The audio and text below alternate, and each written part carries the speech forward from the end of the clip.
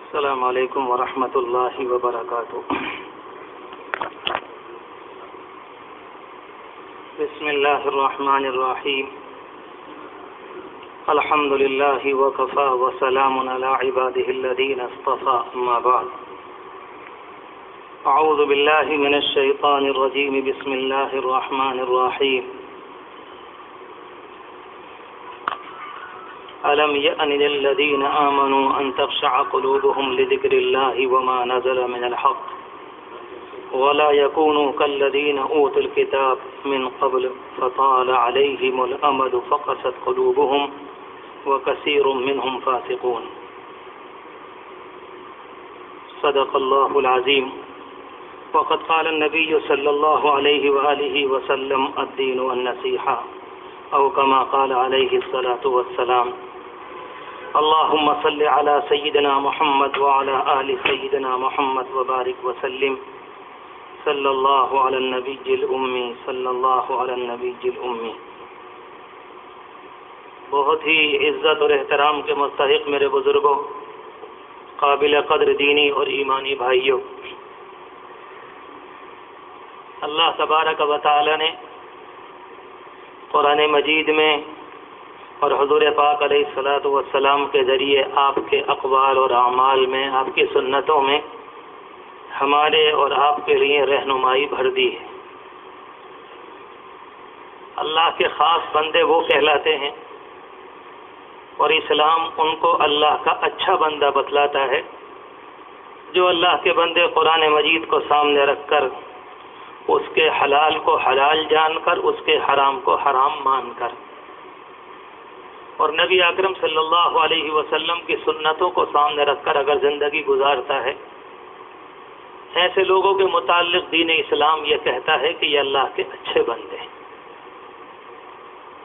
دیکھنے میں سارے انسان ایک سے انسان معلوم ہوتے ہیں، سب کے ہاتھ پاؤں ہیں، سب چلتے ہیں، بولتے ہیں، کھاتے پیتے ہیں، مگر حقیقی اللہ کا بندہ وہ ہے جو رب العالمین کو سامنے رکھے اور حضور پاک علیہ الصلاۃ والسلام کے فرمان کے مطابق آپ کی زندگی کو سامنے رکھ کر زندگی گزارے.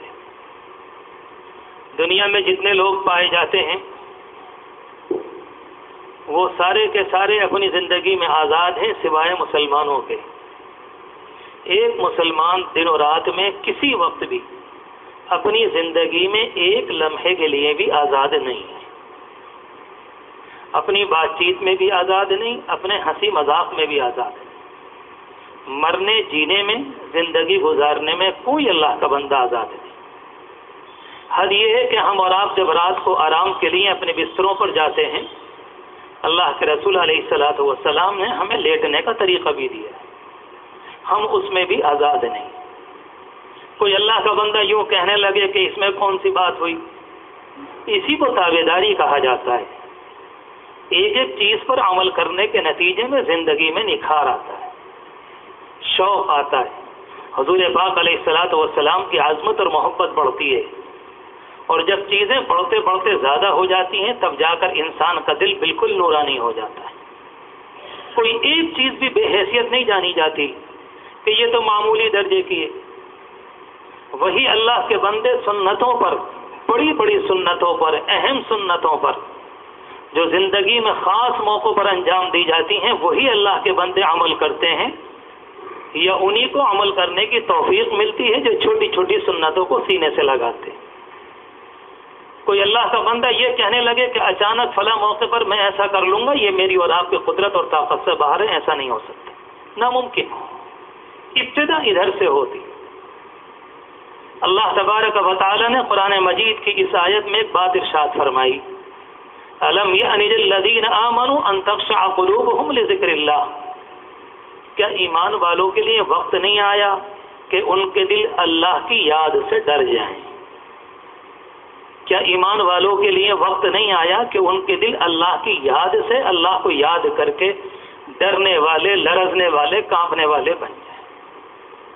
جس موقع پر قرآن مجید کی آیت اتری تھی، ظاہر ہے حضور پاک علیہ الصلوۃ والسلام نے یہ والی آیت سب سے پہلے صحابہ کرام کو سنائی، اور ان سب کے دل اللہ سے لرزنے والے، کانپنے والے، ڈرنے والے، رونے والے۔ ان میں ایک اللہ کا بندہ بھی ایسا نہیں تھا نعوذ باللہ جو نماز کا چھوڑنے والا، ایک بھی نہیں۔ آپ نے ایسی جماعت تیار کی تھی کہ آپ نے اپنی زبان مبارک سے یہ بات خود فرمائی کہ میرے کسی ایک شاگردوں کو بھی اگر پڑھ لو گے تمہاری نجات کے لیے کافی ہے۔ ایک اللہ کا بندہ بھی ان میں جھوٹ کا بولنے والا کوئی۔ اگر کسی موقع پر غلطی ہو گئی تو ایسے بے چینی ہوتی تھی جیسے دھوکے سے کوئی انسان زہر کھا لے، اور اس کے اندر جو آگ اور تڑپ اور جو جلن ہوتی ہے، ان اللہ کے بندوں سے قصور کے بعد ایسا ہوا کرتا ہے۔ ان اللہ کے بندوں کے لیے قرآن مجید کا حال یہ ہے کہ الم یأن للذین آمنوا ان تخشع قلوبہم، کہ ان کے لیے وقت نہیں آیا کہ یہ اللہ سے ڈریں؟ تو وہ تو بیچارے ڈرنے والے پہلے سے تھے، مگر ہم اور آپ جانتے ہیں جو بڑے ہوتے ہیں ان کا درجہ بھی بہت بڑا ہوتا ہے، جو چھوٹے ہوتے ہیں ان کا معیار اتنا بلند نہیں ہوتا۔ قرآن مجید کو پڑھ کر دیکھ لیں، امہات المؤمنین سے، حضور پاک علیہ السلام کی بیویوں سے قرآن مجید نے جو پردے کی باتیں کی ہیں، حیا کی باتیں کی، پاک دامنی کی باتیں کی، وہ عام انسانی عورتوں سے نہیں کی، کیونکہ ان کا مقام بلند تھا اور وہ بلند گھر میں رہنے والی تھی، ان کی ذمہ داری الگ ہے۔ کوئی اللہ کا بندہ اپنے آپ کو غیر پر قیاس نہ کرے۔ اس زمانے کے اندر جب بے پردگی، بے حیائی کا مسئلہ آتا ہے تو بہت سے لوگ کہتے ہیں کہاں تک بچیں، ساری دنیا ایسا کر رہی ہے۔ یہ تو اپنے گردن کے بوجھ کو، اپنے بوجھ کو کم کرنے کی ایک بات ہے، اس سے کچھ مسئلہ حل ہونے والا نہیں۔ قرآن مجید نے اس موقع پر ان سے فرمایا کہ تمہارے لیے وقت نہیں آیا کہ تمہارے دلوں میں اللہ کی یاد آ جائے، تم ڈر جاؤ۔ اصلاً ایک موقع پر قرآن مجید کی چند آیتیں نازل ہوئیں، اور صحابہ کرام کے متعلق آتا ہے کہ وہ اتنے لرز گئے، کانپ گئے کہ بعد اللہ کے بندے اپنے محلوں کو چھوڑ کر جنگلوں میں چلے۔ آپ نے ایک موقع پر اپنی مبارک مسجد میں پوچھا کہ آج لوگ کم نظر آ رہے ہیں؟ کہا کہ اللہ کے رسول علیہ الصلوۃ والسلام جو کل قرآن مجید کی آیت نازل ہوئی اس نے صحابہ کرام کا حال عجیب و غریب کر دیا۔ یہ سارے کا سارا مجمع نمازی بھی ہے، حضور پاک علیہ الصلوۃ والسلام کے اشارے پر جان دینے والا بھی ہے، آپ کا سچا عاشق اور مت والا بھی ہے، قرآن مجید کو دل میں اتارنے والا بھی ہے، اور یہ اللہ کے وہ بندے ہیں جن کے متعلق رب العالمین فرماتا ہے کہ یہ میرے سچے بندے۔ اللہ کی گواہی کے بعد دنیا میں، آخرت میں، پوری کائنات میں کسی کی گواہی کی ضرورت نہیں۔ اولئک هم الصادقون، رب العالمین فرماتا ہے یہ میرے سچے بندے۔ کتنی بڑی ضمانت ہے اور کتنی بڑی کامیابی کا اعلان ہے کہ قرآن مجید میں رب العالمین نے فرمایا۔ جس موقع پر قرآن مجید کی آیت نازل ہوئی کہ رب العالمین نے ایک موقع پر ارشاد فرمایا کہ میدان حشر میں ایک وقت وہ آئے گا کہ پورا اندھیرا ہوگا، کسی کو کچھ سجائی نہیں دے گا، اور اللہ تبارک و تعالی ہر ایک کو اس کے ایمان کے مطابق نور نصیب فرمائے گا۔ اور روایتوں میں آتا ہے کہ بعض لوگوں کے نور کا، روشنی کا، اس کے اجالے کا یہ حال ہوگا کہ وہ پہاڑوں سے بڑا ہوگا، اور بعض اللہ کے بندوں کا حال ایسا ہوگا کہ ان کا نور ان کے انگوٹھے میں ہوگا اور وہ بھی کبھی جلے گا اور کبھی بجھے گا۔ جس موقع پر جلا تو ایک قدم بڑھایا، اور جس موقع پر بجھا تو وہیں پر ٹھچک کر رہ گئے، ہلنے کو تیار۔ جس موقع پر قرآن مجید کی یہ آیت آئی ان اللہ کے بندوں پر عجیب و غریب کیفیت ہوئی، اور اللہ تبارک و تعالیٰ نے ایمان کا معاملہ کل میدان حشر میں انسان کے دنیاوی ایمان کے مطابق ہے۔ ہمارے دلوں کی یہی تو کیفیت ہے، کبھی آتا ہے تو کبھی جاتا ہے، کبھی ہم رونے والے بن جاتے ہیں، کبھی ہنسنے والے ہو جاتے ہیں، کبھی قیامت اور آخرت یاد آتی ہے تو کچھ دیر کو آنسو بہا لیتے ہیں، کبھی ایسے غافل ہوتے ہیں کہ اپنی قبر کو، اپنی آخرت کو، اپنی موت کو بھی یاد نہیں رکھتے، کبھی آیا کبھی گیا، کبھی آیا کبھی گیا، یہی ہوتا رہتا ہے۔ اس کیفیت کو جمانے کے لیے حضور پاک علیہ الصلوۃ والسلام نے اپنا دین لا کر ہمیں اور آپ کو مرحمت فرمایا۔ کسی ایک کیفیت پر اپنے آپ کو مطمئن کر لینا یہ عقل مندی کی علامت نہیں ہے۔ اپنے آپ ایک بات سوچ لی کہ نہیں میرا اسلام کافی ہے، خدا کی قسم یہ تو ہم نے اور اپنے آپ کو تباہی کے راستے پر ڈالا ہے۔ وہ ایمان کس بنیاد پر کافی ہو سکتا ہے کہ جو اللہ کا بندہ ہمیں، جو اللہ کے بندوں کو یا مجھے اور آپ کو ہماری غلطیوں سے روک نہ سکے، مسئلہ نہیں، بلکہ ہماری غلطیوں کو ہماری نگاہ میں سجھاتا بھی نہیں کہ یہ والا مسئلہ غلط ہے کہ یہ والا مسئلہ درست ہے۔ کتنے کمزور درجے کی بات ہے۔ ان اللہ کے بندوں کے سامنے جب قرآن مجید کی آیت آئی کہ اللہ تبارک و تعالیٰ کا ایک مرحلہ ایسا آئے گا کہ لوگ چلیں گے میدان حشر میں، اندھیرا ہوگا، اور جو اللہ کے بندے سچے اعمال والے صاحب ایمان بندے واقعتاً اللہ کے بندے جب وہ پار ہو جائیں گے تو پیچھے کے لوگ ان کو آواز دیں گے روکو، الم نکم معکم، ہم بھی تو دنیا میں تمہارے ساتھ تھے. تو وہ جواب دیں گے کہ یقیناً. اور قرآن مجید کی آیت آئی ہے کہ ایک موقع پر دونوں کے درمیان دیوار ہو جائے. کچھ اللہ کے بندے ادھر ہیں، کچھ اللہ کے بندے ادھر. ہو سکتا ہے کہ امام صاحب ادھر، مقتدی ادھر، ہو سکتا ہے کہ بولنے والا ادھر کے ادھر سننے والے، امیر ادھر کے مقتدی ادھر، نہ معلوم کون. ہو سکتا ہے کہ اللہ کے بندے نے جس کو پڑھایا وہ پیچھے رہ گیا، پڑھنے والے آگے چلے گئے، کچھ پتہ نہیں کس اللہ نے. اور وہ یہاں سے چلا کر کہیں گے الم نکم معکم، ہم تمہارے ساتھ تھے دنیا میں، دعوتوں میں، بیٹھکوں میں، مجلسوں میں ہم تمہارے ساتھ تھے، تم نے یہاں آ کر ہمیں تنہا چھوڑ دیا. وہ کہیں گے قالوا بلا، ہاں یقیناً، ولکنکم فتنتم انفسکم، اللہ معاف فرمائے.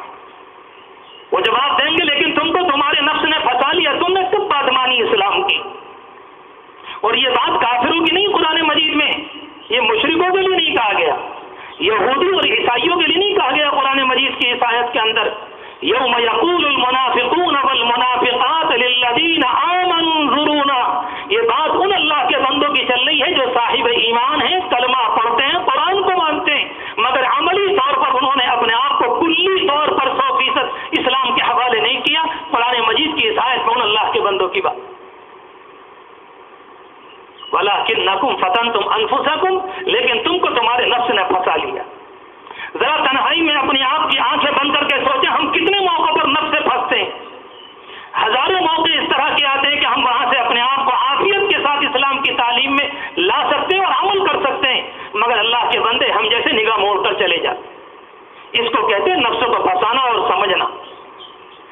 دو چیزیں بنائی رب العالمین نے انسان کے اندر، ایک انسان کا دل ہے، ایک انسان کا نفس ہے. بڑی گہرائی ہے اور اسلام انسان کے اندر، بلکہ بڑے بڑے اللہ والوں نے یہ بات لکھی ہے کہ انسان تو اپنے اندر اتنا گہرا کہ سمندر کی گہرائیاں بھی اس کے مقابلے میں فیل ہیں. سمندر کی ساری چوڑائی، لمبائی، گہرائی یہ اپنے من کے اندر بسا لے. رب العالمین نے بالکل گنجائش دی ہے ایک انسان کے لیے. صرف اتنا نتیجہ نکلتا ہے اگر کسی آدمی نے اپنے آپ کو آوارہ چھوڑا، بدمزاجی کے حوالے کیا، بدعملی کے حوالے اگر اس اللہ کے بندے نے کر دیا، نتیجہ یہ ہے کہ پھر دل کی طاقت کمزور ہو جاتی ہے اور اس کا نفس اس کے اوپر حاوی آ جاتا ہے اور پھر اس کو جہاں چاہے لے کر جاتا ہے اور اس موقع پر اس کا دل اس کا ساتھ نہیں دیتا.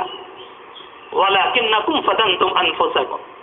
اگر کوئی اللہ کا بندہ روتا ہے، کوئی اللہ کا بندہ نماز میں آتا ہے، کوئی اللہ کا بندہ گناہ کو گناہ سمجھتا ہے، کوئی اللہ کا بندہ اچھے اعمال میں، لازمی مطلب یہ ہے دل کے اندر کام کرنے والی کیفیت باقی.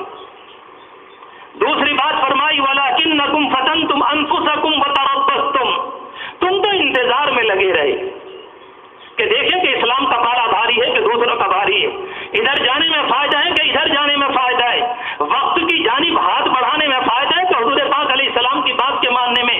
قرآن مجید نے وہ نفسیات بیان کی جو میرے اور آپ کے دل کے اندر بار بار آتی. وَتَرَبَّصْتُمْ، تم تو انتظار میں رہے. اللہ تبارک و تعالیٰ کے بندے انتظار میں نہیں رہتے. جب رب العالمین کا کلمہ پڑھ لیا اور حضور پاک علیہ السلام کے اپنے آپ کو حوالے کر دیا، اب صرف آپ کا مسئلہ ہے. کوئی سوال پیدا نہیں ہوتا اللہ کے رسول کے دین کے آ جانے کے بعد کوئی اللہ کا بندہ دین کے مسئلے میں اپنے آپ کو اپنے حوالے کرے، اس کی تو کوئی گنجائش ہے. نبی اکرم صلی اللہ علیہ وسلم کی دعا ہے، آپ نے ایک موقع پر فرمایا لا تکلنی الی نفسی طرفۃ عین، اللہ کبھی بھی مجھے میرے حوالے نہ کیجیے گا. وخذ بناصیتی الی الخیر، اے رب العالمین میری پیشانی کو آپ پکڑ لیجئے اور اس کو پکڑ کر اسلام کی طرف کو لے کر جائیے اور مجھے اسلام کا راستہ دکھلائیے.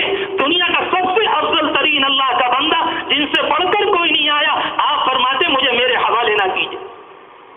کیا عبدگی ہے، کیا بندگی ہے، کیا رب العالمین کے لیے اپنے آپ کو جھکانا اور اپنے آپ کو مٹانا ہے. ارشاد فرمایا وَتَرَبَّصْتُمْ، تم تو انتظار میں لگے رہے. اور اللہ کے بندے وہ ہوتے ہیں جو انتظار میں نہیں لگتے. حضور پاک علیہ الصلوۃ والسلام کی پھوپھی ذات بہن تھی حضرت زینب رضی اللہ تعالی عنہا. ایک موقع پر آپ نے یہ چاہا کہ مدینہ منورہ میں پرانے زمانے کی جو اونچ نیچ چلی آ رہی ہے اس کو ختم ہونا چاہیے. لوگ اس زمانے میں غلاموں کو نیچے کا درجہ سمجھتے تھے کہ نیچے لوگ ہیں.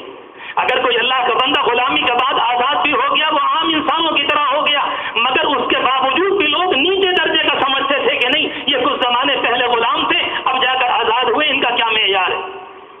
اللہ کے رسول علیہ الصلوۃ والسلام دنیا سے ہر بےہودگی کو ختم کرنے آئے اور دنیا کے اندر ہر نئے کام کو، شاندار کام کو لے کر آئے۔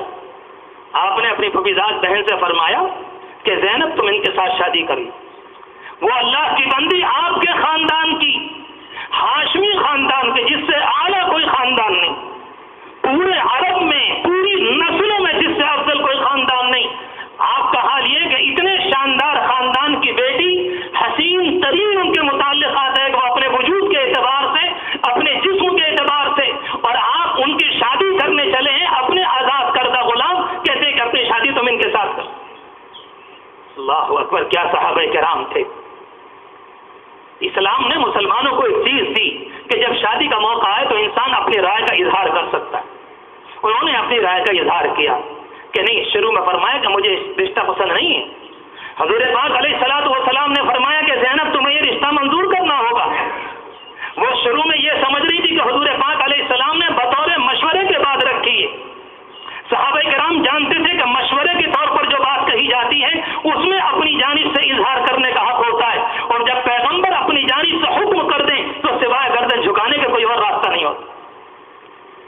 شروع میں بات عرض کی اور اس کے بعد کہا کہ نہیں، یہ تو تمہیں رشتہ منظور کرنا ہوگا۔ جب یہ بات آئی کہ اللہ کے رسول کا حکم ہے تو اپنے آپ کو بالکل تابع کر۔ اللہ کے رسول جہاں چاہیں آپ استعمال فرمائیں اور جس طریقے پر آپ چاہیں اس طریقے پر نکاح فرما دیں، مجھے رشتہ مت۔ یہاں سے یہ بات نکل کر آئی کہ اللہ تبارک و تعالیٰ کی بات کو ماننے میں اور حضور پاک علیہ السلام کی بات کو ماننے میں مجھے اور آپ کو اختیار نہیں ہے۔ جو لوگ یہ سمجھتے ہیں کہ یہ حکیم کا پرچہ نہیں ہے کہ ایک حکیم نے ایک بات لکھی کہ دوا کو ہم اور آپ استعمال کریں کہ نہ کریں، ہمیں اختیار ہے۔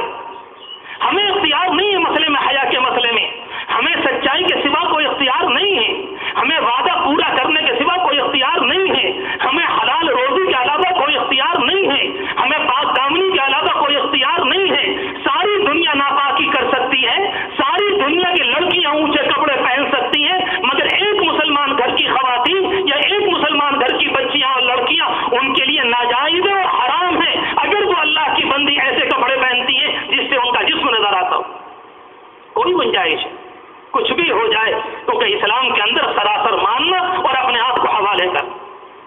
میں نے عرض کیا کہ پہلی بات تو یہ فرمائی کہ تمہیں تمہارے نفس نے پکڑا، اور دوسری بات یہ ارشاد فرمائی وَتَرَبَّصْتُمْ، تم انتظار میں لگے رہے۔ میرے جوان بھائیوں، یہ قابل احترام بوڑھے بیٹھے، ان سے نہیں کہتا، اپنے آپ سے پہلے کہتا ہوں اور آپ سے عرض کرتا ہوں، ہر زمانے کو سمجھو، حالات کو سمجھو، دنیا کی تیز رفتاری کو سمجھو۔ صبح ہوتی ہے شام ہو جاتی ہے، شام ہوتی ہے صبح ہو جاتی ہے۔ ہمارے بڑے بوڑھے کہتے ہیں، آپ کے بڑے بوڑھے کہتے ہیں، اتنی تیزی سے زمانہ آج سے 30-40 سال پہلے چلتا ہوا نظر نہیں آ رہا تھا۔ ایسا لگتا ہے کچھ زمانے پہلے جمعے کی نماز پڑھی کہ پھر دوبارہ اور دن و رات کا گزرنا کیا ہے، یہ مجھے اور آپ کو میری قبر سے قریب کر رہا ہے۔ ایسی زندگی اچھی نہیں جس میں آخرت سے غفلت ہو، ایسی زندگی اچھی نہیں جس میں یہ پتہ نہیں ہو کہ حضور پاک علیہ السلام سے ملاقات بھی ہونی ہے، ایسی زندگی نہیں کہلاتی جس میں انسان کو یہ پتہ نہیں ہو کہ قبر میں میرے جانے کے بعد کیا ہوگا، ایسی زندگی نہیں کہلاتی جو قرآن سے، وہ تو آوارہ گردی کہلاتی ہے، وہ ہوش بنا کہلاتا ہے، وہ انسانوں کی نہیں، وہ جانوروں کی زندگی جو اسلام سے میل نہ کھاتی۔ نبی اکرم صلی اللہ علیہ وسلم نے حقیقت بیان فرمائی، ایک طریقہ ہے، ایک بات فرمائی کہ تمہارا معاملہ یہ ہے کہ تم نے نفسوں کو بتایا، تم نے انتظار کیا، اور اگلا جملہ ارشاد فرمایا وَارْتَبْتُمْ، اور تم شک میں رہے کہ پتہ نہیں عذاب قبر برحق بھی ہے کہ نہیں۔ اللہ اکبر، قرآن مجید کیا کیا کہہ رہا ہے، ہم سے اور آپ سے کہہ رہا ہے۔ اس زمانے میں ہمارا حال کیا ہے ہم اور آپ خوب جانتے ہیں۔ یہ بات صحابہ کرام سے کہی گئی، وَارْتَبْتُمْ، تم شک میں تھے۔ ہو سکتا ہے کہ صحابہ کرام کی چیخ نکل گئی اور ان اللہ کے بندوں نے رب العالمین سے یہ بات عرض کی ہو کہ مالک آپ ہم سے کیا چاہتے ہیں؟ ہم نے اپنے وجود کو مٹایا، ہم نے اپنے کاموں کو تباہ کر لیا اور آپ کے نبی کے قدموں میں لا کر ڈال دیا، اور آپ اس کے بعد ہم سے یہ فرما رہے ہیں وَارْتَبْتُمْ، کہ تم تو اللہ کے مسئلے میں شک میں رہتے ہو۔ اللہ اللہ ہے، اللہ غنی و حمید ہے، وہ بے نیاز ہے، اسے کوئی مسئلہ نہیں کسی انسان کے مرنے کے، تباہ ہونے کے، ختم ہونے کے، چلے جانے کا کوئی مسئلہ نہیں۔ رب العالمین تو بندوں سے ایک بات فرماتا ہے کہ دیکھو اگر تم نے گناہگاری کی زندگی اپنائی، یہ زمین میں نے دنیا میں گناہ کرنے کو نہیں بنائی. یہ الگ بات ہے کہ انسان گناہ کرتے رہیں، مگر یہ زمین اس لیے نہیں بنائی گئی. گناہ کا ہو جانا الگ ہے، گناہ کا کرنا الگ ہے.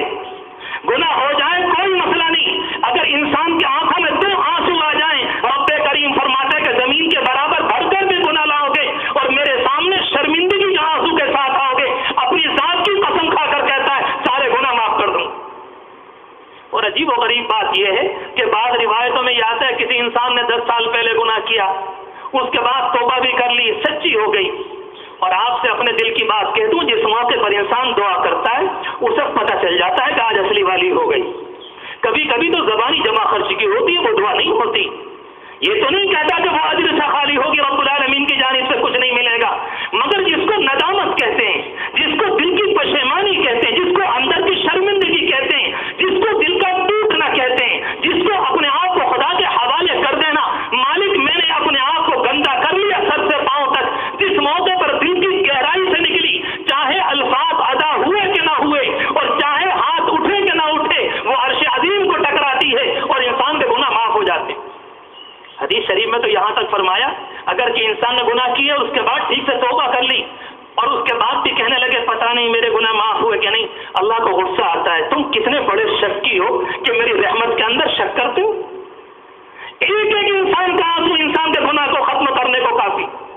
کوئی مسئلہ پریشانی کا نہیں، مگر اس سے بڑھ کر مسئلہ یہ ہے کہ انسان اپنے آپ کو پہلے حوالے کرے، اس کے بعد جو مسئلہ بنتا ہے. ارشاد فرمایا کہ تب تم تو شک میں تھے کہ پتہ نہیں حق بھی ہے کہ نہیں.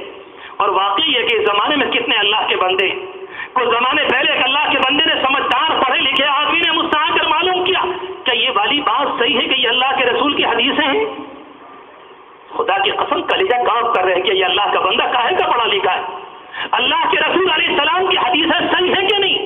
اس زمانے میں باقاعدہ دنیا کے صہیونیوں کی طرف سے، یہودیوں کی طرف سے، اس زمانے میں دین کے دشمنوں کی طرف سے ہر زمانے کا فتنہ الگ ہوتا ہے. علماء کے اعتبار سے الگ، عوام کے اعتبار سے الگ، پبلک کے اعتبار سے الگ، عورتوں کے اعتبار سے الگ. اس شیطان پہ تو ہزاروں پھندے، لاکھوں پھندے.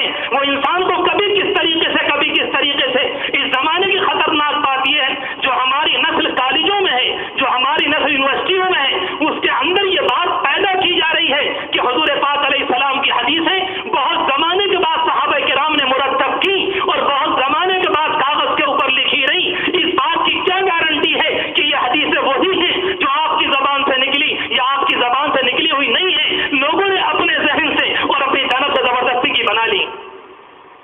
ہمارا اثاثہ ہے، ہماری میراث ہے. اگر یہ ختم ہو گیا تو ہم کس پر جئیں گے؟ کیسے کوئی اللہ کا بندہ زندگی گزارے گا؟ کیسے کسی اللہ کے بندے کو معلوم ہوگا کیسے کھایا جاتا ہے، کیسے پیا جاتا ہے، کیسے چلا جاتا ہے؟ حضور پاک علیہ السلام کی حدیث ہے میرے اور آپ کے لیے ایسے جیسے دنیا کے اندر کوئی باپ اپنی اولاد کے لیے میراث چھوڑ کر جاتا ہے، اللہ کے رسول دین کی میراث چھوڑ کر گئے. ارشاد فرمایا ورتب تم تو شک میں تھے. اور اس کے بعد فرمایا وغرکم باللہ الغرور، اور تمہیں شیطان نے دھوکے میں ڈال دیا کہ نہیں ابھی زندگی بہت ہے، ابھی زندگی بہت ہے، پھر توبہ کریں گے، آگے چل کر اپنے آپ کو بنائیں گے، پھر دیکھیں گے، ابھی جوانی کا وقت ہے، اتنی جلدی کام نہیں ہوا کرتا، ابھی کچھ کریں گے کچھ کریں گے. یہ ساری باتیں قرآن مجید میں آئیں. اور اس کے بعد رب العالمین فرماتا کہ جب اس کے بعد اس کیفیت کو لے کر، اس حال کو لے کر تم آخرت میں آؤ گے، ہم اعمال کے بدلے میں تم سے کچھ بھی قبول نہیں کریں. جب یہ ساری آیتیں آئیں تب قرآن مجید کی وہ آیت نازل ہوئی جو میں نے شروع میں پڑھی، الم یأن للذین آمنوا ان تخشع قلوبهم لذکر اللہ. کیا ایمان والوں کے لیے وقت نہیں آیا کہ ان کے دل اب بھی لرز جائیں؟ قرآن مجید واقعہ بیان نہیں کرتا بلکہ قرآن مجید حقیقت کو کھول کر بیان کرتا. ذرا بعض صورتوں کے مضمون کو اگر اٹھا کے دیکھیں گے ایسا لگتا ہے کہ جہنم بھڑک رہی ہے، ایسا لگتا ہے کہ ہوٹ جل رہے ہیں، ایسا لگتا ہے کہ انسان ڈھانچے کا کھڑا ہے. بعض آیتوں کو پڑھ کر لگتا ہے کہ انسان کی کھال پگھل رہی ہے، انسان کانٹے کھا رہا ہے، انسان جہنم میں الٹا ہے. رب العالمین نے تنہا بیان نہیں کیا بلکہ دیکھنے والی آنکھوں کے لیے اگر انسان کے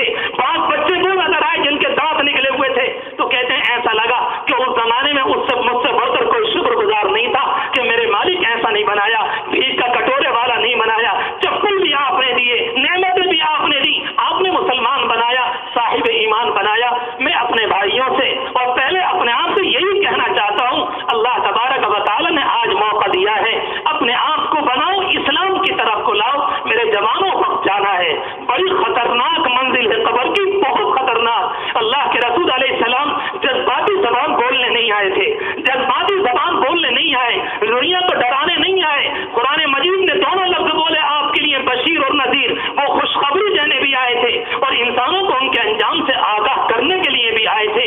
اگر بے دینی کا ماحول بنے گا تو خدا کی پناہ ابھی بھی الحمدللہ عمرے سے واپسی ہوئی. میں آپ سے سچ کہتا ہوں کہ میدان احد میں گئے, حضور پاک علیہ السلام کے جان نثار تشریف فرما. وہ جان نثار صحابہ کرام وہاں پر مدفون تقریباً 70 کی مقدار میں ایک طرف اور 2 اللہ کے بندے ایک طرف, حضرت مصعب بن عمیر, آپ کے چچا محترم حضرت حمزہ, عبداللہ ابن جاش ایک جانب اور بقیہ صحابہ کرام ایک جانب. اور یہ میدان احد وہ ہے, جانے والے جانتے ہیں, پڑھے لکھے بھی جانتے ہیں. یہاں حضور پاک علیہ السلام کے چوٹ لگی, یہاں اللہ کے رسول کے خون نکلا, یہاں آپ کے خون کے قطرے گزرے. سامنے کھمبا آج بھی ہے, اسی جگہ پر دندان مبارک دفن کیے گئے, زمین میں دبائے گئے. یہ ساری باتیں. اور آج بے دینی کا حال یہ ہے کہ میں نے اپنے ساتھیوں کو دکھلایا, صرف بتانے کے لیے ایک بات عرض کر رہا ہوں کہ سینکڑوں قافلے آتے ہیں اور کوئی انسان اپنی بیوی کے گلے میں ہاتھ ڈالتا ہے, کوئی کسی کے گلے میں ہاتھ ڈالتا ہے, اس کے بعد فوٹو کھنچواتا ہے کہ پیچھے حضرت حمزہ کی قبر آ جائے, یہ قبرستان آ جائے. آپ ذرا سوچو تو صحیح, ہماری بددینی کہاں لے کر پہنچ گئی. ایک نوجوان سے میں نے کہا کچھ تو شرم کرو, اس میدان میں اللہ کے رسول کا خون گرا ہے, ہم سے کچھ نہ ہو سکا تو ہم نے گندگی مچائی. ہم اگر صفائی نہیں کر سکتے تو کم از کم دنیا کو ناپاک تو نہ کریں. یہ میدان وہ ہے جس میں صحابہ کرام کہتے ہیں ہمیں جنت کی خوشبو آ رہی. یہ وہی میدان ہے جن لوگوں نے کہا تھا کہ کچھ بھی ہو جائے اللہ کے رسول کے دین پر اپنی جان دے دو, اور 70 دنیا سے چلے گئے. مگر بددینی کا حال یہ ہے, یہ وہاں کی بددینی, وہ بددینی یہاں گھروں پر, یہاں پر. ایک ایک چیز کو دیکھو میرے عزیز بھائیوں, ایک ایک چیز پر غور کرو. اگر دین ہے 1000 بار مبارک, اور اگر دین نہیں ہے تو خطرہ بہت ہے. مسئلہ کپڑوں کا نہیں, مسجد میں بیٹھا ہوں آپ کے سامنے, اس عمامے کا مسئلہ نہیں, اس سافے کا مسئلہ نہیں, مرنا تو قبر کی معافی کا ہے. اللہ راضی ہو جائے تو سب کچھ, ورنہ یہ لمبے کرتے, یہ داڑھی کسی کام نہیں ہے, یہ امامت کسی کام نہیں آئے گی. ہم نے نہیں سمجھا آخرت کو, ہم نے نہیں سمجھا قبر کو, واقعتاً نہیں سمجھا. حضور پاک علیہ السلام کے ایک صحابی حضرت معاذ کا انتقال ہوا, آپ دفن کے لیے لے کر آئے, بہت دیر تک دعا کی. حدیث میں آتا بخاری کی روایت ہے کہ تقریباً 70,000 فرشتے ان کے جنازے میں شریک تھے, اور آپ نے بہت دیر دعا کی. تو بعد میں پوچھا صحابہ کرام نے کہ اللہ کے رسول بڑی دیر آپ نے آج دعا فرمائی. کہا کہ مجھے معلوم ہوا کہ ان کی قبر ان پر دب گئی تھی, ان کی پسلیاں ایک دوسرے میں داخل ہو گئی تھی.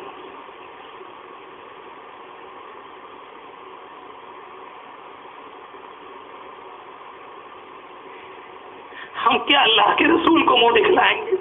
ہم تو نمازوں کی پابندی بھی نہیں کرتے, ہم سے جھوٹ نہیں چھوڑا جاتا. کس نے شراب پر مجبور کیا, کس نے جھوٹ پر مجبور کیا, کس نے سود پر مجبور کیا, اور امید رکھتے ہیں کہ اللہ کے رسول کے ہاتھ سے جوم کوثر ملے گا. دعا تو یہی ہے, مگر منزل بڑی خطرناک ہے.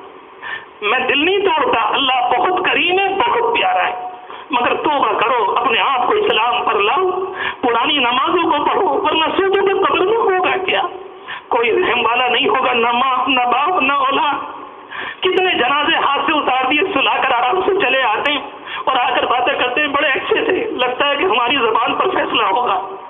اللہ کرے کہ ایسے ہی ہو, مگر فیصلہ کرنے والا تو وہ ہے.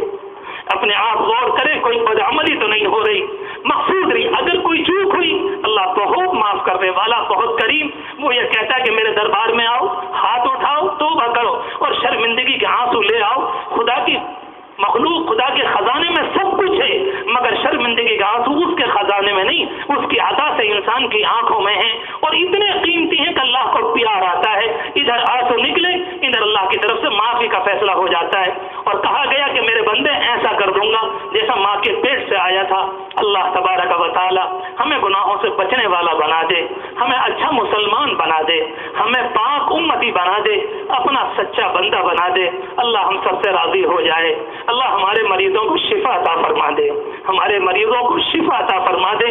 اور جو لوگ دنیا سے جا چکے, پہلے یا اب, مرحومین یا مرحومات, اللہ سب کی مغفرت فرمائے, سب کی حاجتوں کو پورا فرمائے. وآخر دعوانا ان الحمدللہ.